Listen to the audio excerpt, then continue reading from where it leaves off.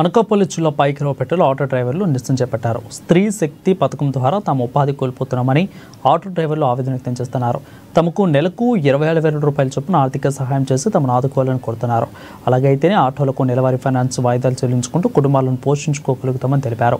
రోజంతా ఆటో స్టాండ్లో నిరీక్షణ చేసి నిరాశతోనే ఇంటికి వెళ్తున్నామని ఆందోళన చెందుతున్నారు. ఇలా అయితే తమ కుటుంబాలను ఎలా పోషించుకోవాలని ప్రశ్నించారు. తమను ప్రభుత్వం ఆదుకోవాలని కోరుతున్నారు.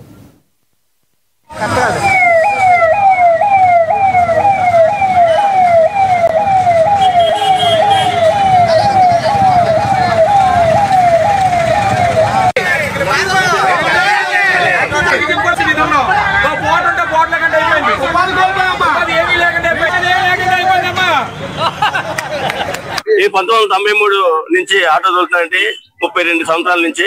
గతంలో మేము కూడా చాలా బాధపడి ఉన్నాం. మనకి ఫ్రీ బస్ చేసి చాలా ఇబ్బందుల పాలు చేశారు. అయితే ఫ్రీ బస్ ఎవరికి? మన వృద్ధులకి వాళ్ళకి ఇస్తే బాగుంటుందండి. అందరికి ఇచ్చేసి మాకు 5 రూపాయలు ఛార్జీకి తిరుగుతామండి లోకల్లో. అది కూడా మాకు లేకుండా పోతుందండి. ఇవన్నీ చూసి మాకు న్యాయం చేయవలసిందిగా సీఎం గారిని, డిప్యూటీ సీఎం గారిని, హోంమంత్రిని అందరికి వినయపూర్వకంగా కోరుతున్నాం. ఈ 1993 నుంచి ఆటో తోలుతానంటే